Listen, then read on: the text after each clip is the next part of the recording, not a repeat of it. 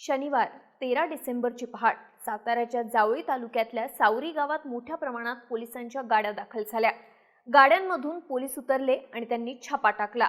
एका निर्जन स्थळी असलेल्या म्हशीच्या गोठ्यात पोलीस जसे गोठ्यात पोहोचले तसा पोलिसांनाही धक्का बसला, कारण म्हशीच्या गोठ्यात अंमली पदार्थांची फॅक्टरी सुरू होती। पोलिसांनी या गोठ्यातून तब्बल 115 कोटींचा अंमली पदार्थांचा मुद्देमाल जप्त केला।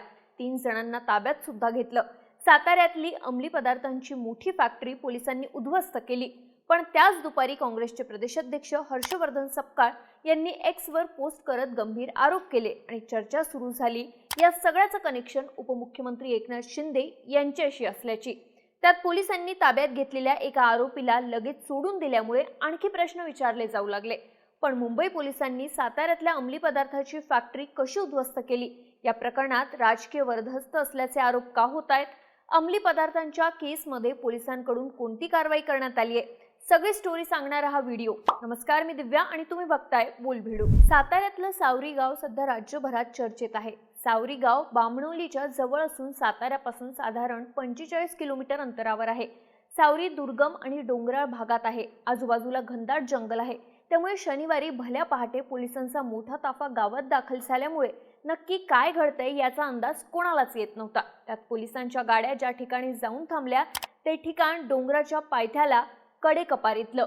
सावरी गावच्या हद्दीत येणाऱ्या ज्या शेडमध्ये पोलिसांच्या टीम्स दाखल झाल्या ती शेड जळकावाडा म्हणून ओळखली जाते। शनिवारी मुंबई क्राईम ब्रांचचे अधिकारी जेव्हा इथं आले तेव्हा म्हशीच्या गोठ्यात तब्बल 115 कोटींचं घबाड पोलिसांच्या हाती लागलं। यामध्ये साधारण 7 किलो वजनाचं 50 कोटी किमतीचं MD, 38 किलो लिक्विड अंमली पदार्थ तयार करायला लागणारा कच्चा माल, काचेची भांडी, electric machine, plastic tub, tray आणि इतर संबंधित साहित्य पोलिसांना इथे आढळून आले। तिथे काम करणाऱ्या 3 जणांना पोलिसांनी ताब्यात घेतलं। पण एक प्रश्न पडला, तो म्हणजे सातारा पोलिसांनी कुठलीच कारवाई न करता मुंबई पोलिसांनी साताऱ्यात जाऊन कारवाई कशी केली? तर या सगळ्याची सुरुवात झाली ती 9 डिसेंबर पासून। मंगळवारी 9 डिसेंबरला मुंबईत पोलिसांच्या क्राईम ब्रांचने मुलुंड भागातून सलीम शेख आणि रईस शेख या दोघांना अटक केली। त्यांच्याकडून 136 ग्राम अंमली पदार्थ जप्त करण्यात आलं होतं। जेव्हा त्यांची चौकशी करण्यात आली तेव्हा त्यांनी सांगितलं की हे अंमली पदार्थ त्यांनी पुण्याच्या एका हॉटेलमधून घेतलेत। पुण्यातल्या विशाल मोरेने रावेतच्या सँटोसा हॉटेल समोर अंमली पदार्थ आपल्याला दिल्याचं आरोपींनी सांगितलं होतं। मग मुंबई पोलिसांनी या सगळ्या प्रकरणाच्या तपासासाठी 2 पथकं तयार केली। एक पथक पुण्यात आलं आणि त्यांनी अंमली पदार्थ पुरवणाऱ्या विशाल मोरेला ताब्यात घेतलं। विशालची कसून चौकशी करण्यात आली आणि तेव्हा त्याने आपले 3 सहकारी साताऱ्यातल्या सावरी गावातल्या एका शेतात हे अंमली पदार्थ तयार करतात याची माहिती दिली। त्यानुसार मुंबई पोलिसांनी सगळी माहिती मिळवली, तयारी केली आणि शनिवारी पहाटे सावरी गावात धाड टाकून अंमली पदार्थांची फॅक्टरी उद्ध्वस्त केली। माध्यमांमधल्या बातम्यानुसार जिथं पोलिसांनी ही सगळी कारवाई केली तो जळकावाडा गोविंद बाबाजी सिंदकर या व्यक्तीचा आहे। आधी या ठिकाणी म्हशींचा गोठा होता, पण हा वाडा मागच्या जवळपास वर्षभरापासून बंद होता। काही स्थानिकांच्या म्हणण्यानुसार कोणीच राहत नसल्यामुळे हा वाडा मोडकळीस आला होता। पण 4 ते 5 दिवसांपूर्वीच ओंकार दिघे नावाचा तरुण वाड्याचे मालक गोविंद सिंदकरकडे वाड्याची चावी मागायला आला होता। दिघेने त्याच्या बांधकाम व्यवसायातील कामगारांना राहण्यासाठी हा वाडा मागितला होता। त्यानंतर सिंदकरने दिघेला वाड्याची चावी दिली होती, असं सिंदकर यांचं म्हणणं आहे। पोलिसांनी जेव्हा वाड्यावर छापा टाकला तेव्हा ओंकार दिघे त्यांच्या सोबत होता, पण नंतर त्याला सोडण्यात आलं असा आरोप स्थानिकांकडून केला जातोय। आरोपी अंमली पदार्थ बनवण्यासाठी चोरून लाईट वापरत असल्याचंही तपासात समोर आलंय।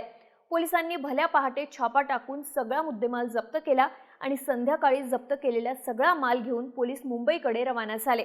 यानंतर या कारवाईबाबत बोलताना साताऱ्याचे पोलीस अधीक्षक तुषार दोशी यांनी सांगितलं की अंमली पदार्थांबाबत कारवाई करण्यासाठी मुंबई क्राईम ब्रांचचे पोलीस सावरीला आल्यावर सातारा LCBचे पोलीस त्यांच्या सोबत देण्यात आले।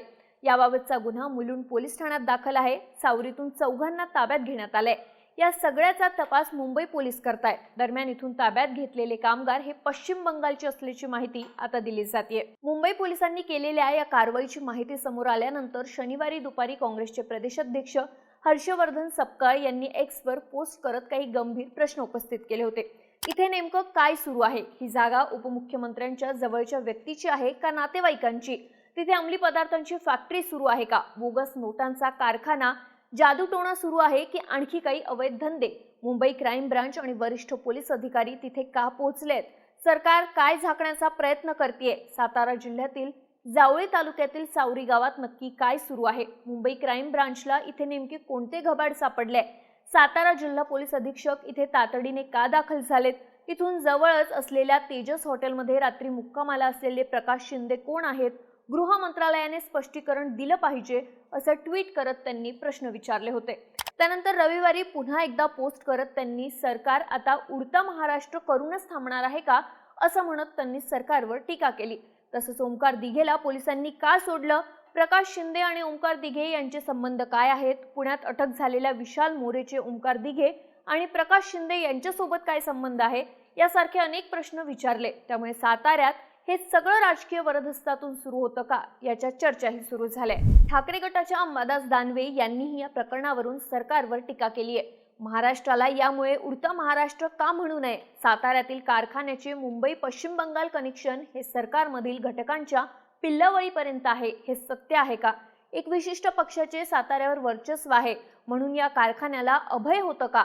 मुंबईतील पोलीस साताऱ्यात येऊन कारवाई करतात, सातारा पोलीस याबाबत गप्प कसे होते? असे अनेक प्रश्न दानवेंनी विचारले। पण या कारवाईनंतर दोन नावं सगळ्यात जास्त चर्चेत आली। पहिलं नाव म्हणजे ओमकार दिघे। ओमकार दिघे हा पावशेवाडीचा रहिवासी असून तो बांधकाम व्यवसायाशी संबंधित आहे।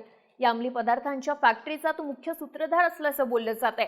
अंमली पदार्थांची फॅक्टरी असलेली जमीन गोविंद सिंदकरांच्या मालकीची असून ती ओमकार दिघेच्या मध्यस्थीने सद्दाम नजर अब्बास सय्यद या व्यक्तीला भाडेतत्वावर देण्यात आली होती, अशी माहिती आता समोर आली आहे। दुसरं नाव चर्चेत आलं ते म्हणजे प्रकाश शिंदे। हर्षवर्धन सपकाळ यांनी एकनाथ शिंदे यांचे नातेवाईक म्हणून प्रकाश शिंदे यांचं नाव घेतलं।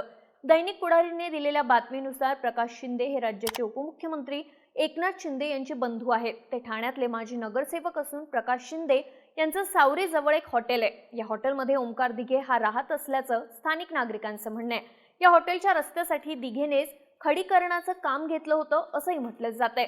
या कामावरील आणि जळक्या वाड्यात राहणाऱ्या मजुरांसाठी दिघे शिंदे यांच्याच हॉटेलमधून जेवण घेऊन जायचा असा आरोपही त्याच्यावर करण्यात येतोय।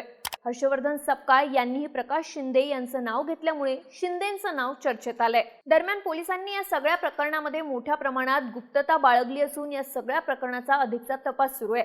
पोलिसांनी मुलुंड, पुणे आणि सातारा या तिन्ही ठिकाणातून आतापर्यंत 7 आरोपींना ताब्यात घेतलं होतं। त्यांना सगळ्यांना रविवारी न्यायालयात हजर करण्यात आलं होतं। कोर्टाने त्यांना 19 डिसेंबर पर्यंत पोलीस कोठडी सुनावली आहे। त्यामुळे त्यांच्या चौकशीत आता काय समोर येतं? या अंमली पदार्थांच्या फॅक्टरीबाबत आणखी कोणती माहिती समोर येते हे पाहणं महत्त्वाचं असणार आहे। पण सध्या तरी चर्चा सुरू आहे म्हशीच्या गोठ्यात सापडलेल्या अंमली पदार्थांच्या रॅकेटची, 115 कोटींच्या घबाडाची। या घटनेबद्दलची तुमची मतं आणि प्रतिक्रिया आम्हाला कमेंट्समध्ये नक्की कळवा आणि बोल व्हिडिओला सबस्क्राईब करायला विसरू नका।